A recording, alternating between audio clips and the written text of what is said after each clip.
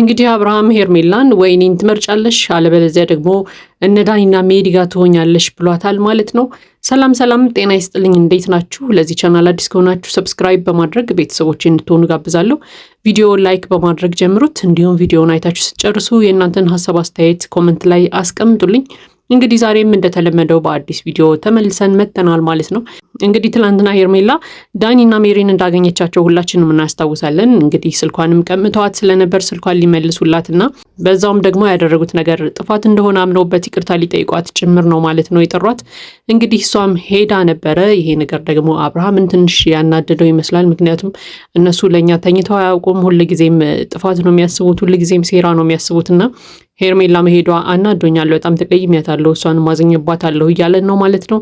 እንግዲህ ሄርሜላ በቀና ልብ አስበው ነው የሄደችው። ምክንያቱም አንደኛ ስልኳን ለመቀበል ነው፣ ሁለተኛ ደግሞ እግረ መንገዳቸዋን እንግዲህ ስልኳን ሲመልሱላት ይቅርታ ሲሏት ይቅርታቸውን ተቀብላቸዋለች ማለት ነው። እንግዲህ ይሄ ነገር አብርሃምን በጣም አናዶታል። ለማንኛውም ዛሬ እንግዲህ ሄርሜላ ጋር ተቀጣጥሮ ነበር፣ ተገናኝተዋል። ይህንንም ነገር ሊያነሳላት ነው እየጠራት ማለት ነው። ሄርሜላ እንደመጣችም ያው በጣም ተናዶ ስለነበረ እንግዲህ አናግሯታል። እንዴት ትሄጃለሽ እነዚህ ሰዎች ጋር?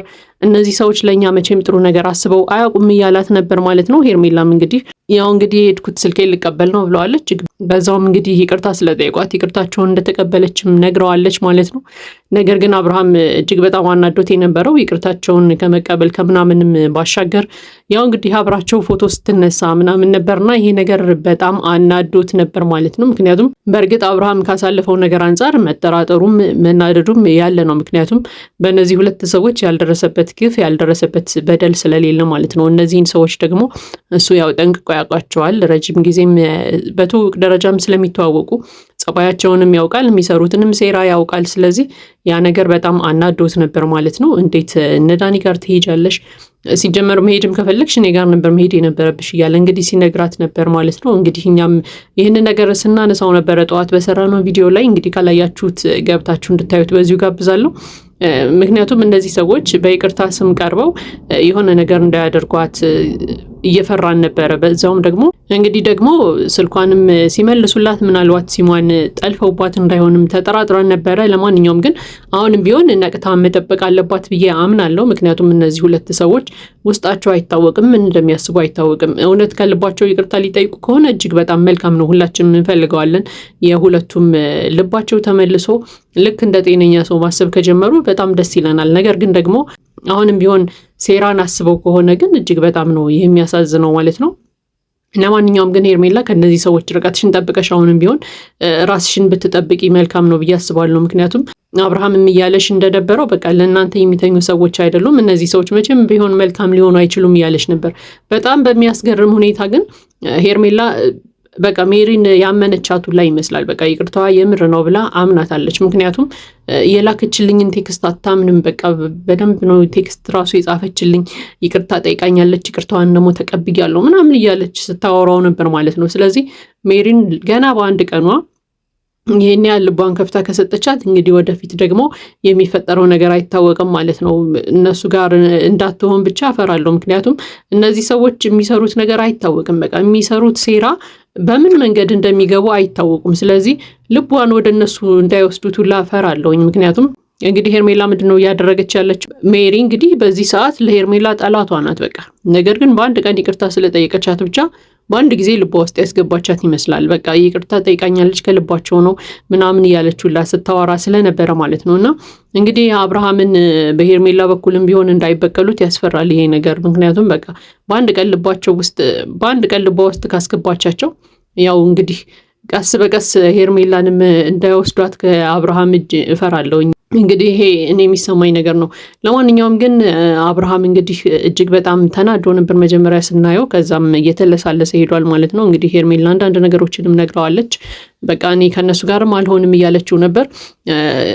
አብርሃምም እንግዲህ ያስጠንቅቋታል። ከዚህ በኋላ እነሱን ሰዎች እንዳታገኚ በፍጹም ብሏታል ማለት ነው። እነሱ ዙሪያ እንዳላይሽ፣ እንደውም እነሱ ጋር ማይሽ ከሆነ እነሱ ጋር በዛው ትቀጥያለሽ፣ ከኔ ጋር ያበቃልናል እያላት ሁላ ሲነግራት ነበር ማለት ነው። እንግዲህ ሄርሜላ አብርሃም ጋር ያላትን ግንኙነት የምትፈልገው ከሆነ ሰላሟን የምትፈልግ ከሆነ ወደፊት ያላትን ነገር የተስተካከለ ማድረግ የምትፈልግ ከሆነ አሁንም ቢሆን ከነዚህ ሁለት ሰዎች መራቅ አለባት ብዬ አምናለሁ። ምክንያቱም እነዚህ ሁለት ሰዎች ቢቀርቧት ሊጎዷት የሚችሉ ሰዎች ናቸው። ቢርቋት ግን ምንም መኖራቸውም መሄዳቸውም የማይጠቅማት ሰዎች ስለሆኑ ከነዚህ ሰዎች መራቅ ነው ያለባት። ሲጀመር እሷም አብርሃምም እስከዛሬ ድረስ ሰሞኑን እንዳደረጉት በቃ ከሁሉም ሰዎች ርቀው የራሳቸውን ኑሮ መኖር ነው ያለባቸው ብዬ አምናለሁ። እንግዲህ የኔ ሀሳብ አስተያየት ነው። በሌላ በኩል ደግሞ እንግዲህ ሩታ ዳኒን እና ሜሪን ከቤት አስወጣቸዋለሁ ውጡልኝ በቃ ምናምን እያለች ሰምተናት ነበር ማለት ነው። ያው መጨረሻው ፕራንክ ነው በእርግጥ።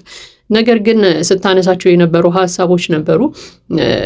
በቃ መጥፎ ነገር ነው እያሳሰቡኝ ያሉት እነሱ መፍትሄ ብለው የሚያመጡት ነገር እኔን እየጎዳኝ ነው።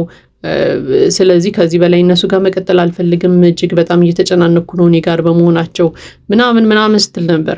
እውነት ለመናገር መጨረሻ ላይ ፕራንክ ነው አለች እንጂ ያወራቻቸው ነገሮች በሙሉ እውነት ናቸው። በቃ መጀመሪያ ላይ ስትነግረን የነበረው ዳኒና ሜሪ እሷ ጋር በመሆናቸው እየተፈጠረ ያለው ነገር ብላ የነገረችን ነገር በሙሉ ትክክል ነበር። መጨረሻ ላይ ፕራንክ ነው ብላ ያው እንግዲህ ኦዲየንሱን ነው የሸወደችው። ነገር ግን ራሷን ነው እየሸወደች ያለችው። እውነት ለመናገር ያወራችው ነገር እውነት ነበረ፣ ግን መጨረሻ ላይ ያው ፕራንክ ነው ብላ እንግዲህ ከነሱ ጋር ላለመጣላት ሞክራለች። ነገር ግን አሁንም ቢሆን አብረውሽ እነዚህ ሰዎች የሚቀጥሉ ከሆነ ልክ ያወራሻቸውን ነገሮች በሙሉ ህይወትሽ ውስጥ እየተከሰተ ነው የሚሄደው የሚል ሀሳብ አለኝ። ምክንያቱም በቃ ያወራሽው ነገር በሙሉ ሰሞኑን እየሆነ ያለ ነገር ስለሆነ ማለት ነው። ወደ መጥፎ ነገር እየወሰዱኝ ነው፣ መፍትሄ ብለው የሚያመጡት ነገር በሙሉ እኔን እየጎዳኝ ነው፣ አብረውኝ ስላሉ እየተጨናነኩ ነው፣ ከዚህ በላይ እነሱ ጋር መቀጠል አልችልም ምናምን እያልሽ የነበሩት ነገሮች በሙሉ እውነት ናቸው። አውቀሽ ራስሽን የሸወድሽው ኦዲየንሱን ሳይሆን ራስሽን ያታለልሽው መጨረሻ ላይ ፕራንክ ነው ብለሽ ማለት ነው። ለማንኛውም ግን ብታስቢበት መልካም ነው የሚል ሀሳብ አለኝ። እንግዲህ ይሄ ያው የራስሽ ህይወት ነው። ማንም በዚህ ግቢ በዚህ ውጭ ምናምን የማለት መብት የለውም በእርግጥ። ነገር ግን ለራስሽ ህይወት ራስሽ ብታስቢ ብትጠነቀቂ መልካም ነው። ምክንያቱም አንቺ የልጅ እናት ነሽ። ልጅሽን ብቻውን እንዳታስቀሪው፣ ከልጅሽ ተነጥለሽ እንዳትኖሪ ይፈራለሁ ወደፊት እና የራስሽን ህይወት ለማስተካከል ስትይ እንግዲህ ከነዚህ ሰዎች ጋር ያለሽን ነገር ብታስተካክይ መልካም ነው። ወይ ደግሞ ከነሱ ጋር መራቅ እንኳን ባትፈልጊ አንቺ በምትፈልጊው መንገድ ብትቀርጫቸው ሁለቱን ሰዎች መልካም ነው ብዬ አስባለሁ። በቃ ወደ አንቺ ጸባይ፣ ወደ ድሮ ጸባይሽ እንኳን እንዲጠጉ አድርጊያቸው። ወይ ደግሞ ጥፋትን ሲያስቡ ተው እያልሽ እንዲያቆሙ አድርጊያቸው። ምክንያቱም በቃ እነሱ ጥፋት ሲያጠፋ አንቺም አብረሽ የምትሄጂ ከሆነ ወደ ገደል ነው ይዘውሽ የሚሄዱት። ስለዚህ አንዳንድ ጊዜ ጥፋት የሚመስሉ ነገሮችን ሲሰሩ አንቺ መቆጣት፣ መገሰጽ አለብሽ ብዬ አምናለሁ። አንቺ ጋር እንዲቀጥሉ የምትፈልጊ ከሆነ እነዚህ ሰዎች ማለት ነው። ከዛ በተረፈ ግን ከህይወትሽ ብታስወጫቸው መልካም ነው የሚል ሀሳብ አለኝ። ለማንኛውም ይሄ እኔ ሀሳብ አስተያየት ነው። የእናንተን ሀሳብ አስተያየት ኮመንት ላይ ያስቀምጡልኝ። ለዚህ ቻናል አዲስ ከሆናችሁ ሰብስክራይብ በማድረግ ቤተሰቦች እንድትሆኑ ጋብዛለሁ። መልካም ጊዜ ይሁንላችሁ።